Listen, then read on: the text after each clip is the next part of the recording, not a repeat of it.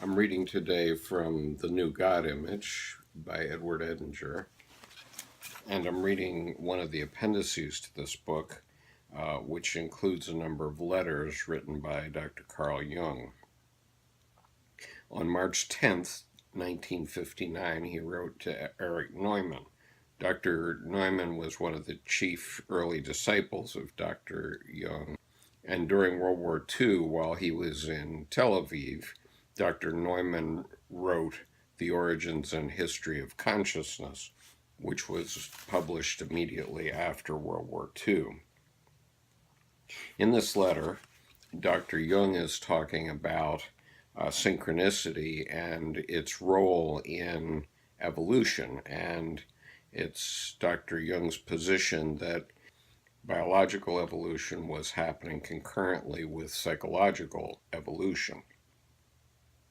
And he says that this is partly caused by synchronicity, which is an acausal connecting principle. Now, Dr. Jung wrote a lot about synchronicity, and so I refer you to that literature. But basically, it says that even though there's not a direct cause between one event and another, if there is simultaneously going on in the psychic realm as in the physical realm, then that can be a synchronistic event. And his point is that evolution occurred much faster than simply trial and error. And I'm quoting now page 159 of The New God Image. The concept of order is not identical with the concept of meaning. Even an organic being is, in spite of the meaningful design implicit within it, not necessarily meaningful in the total nexus. For instance, if the world had come to an end at the Oligocene period, it would have had no meaning for man. Without the reflecting consciousness of man, the world is a gigantic, meaningless machine. For in our experience, man is the only creature who is capable of ascertaining any meaning at all. We still have no idea where the constructive factor in biological development is to be found, but we do know that warm-bloodedness and a differentiated brain were necessary for the inception of consciousness, and thus also for the revelation of meaning. It staggers the mind even to begin to imagine the accidents and hazards over millions of years transformed a lemur-like tree dweller into a man. In this chaos of chance, synchronistic phenomena were probably at work, operating both with and against the known laws of nature to produce, in archetypal moments, syntheses which appear to be miraculous. Causality fails us here because synchronistic phenomena manifest themselves as pure chance. The essential thing about these phenomena is that an objective event coincides meaningfully with a psychic process. That is to say, a physical event and an endopsychic one have a common meaning.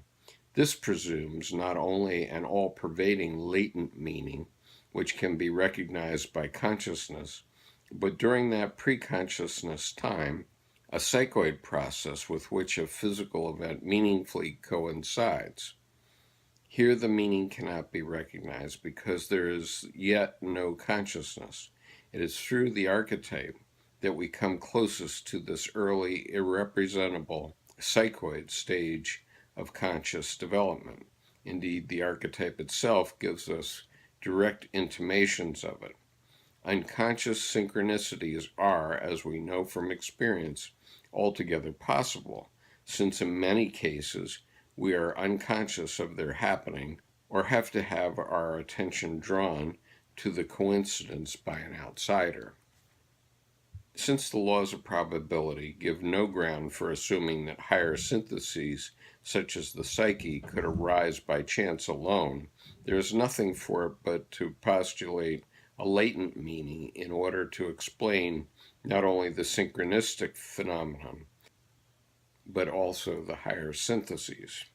Meaningfulness always appears to be unconscious at first, and can therefore only be discovered afterward.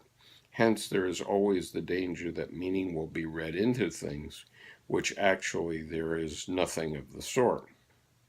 Synchronistic experiences serve our turn here. They point to a latent meaning which is independent of consciousness.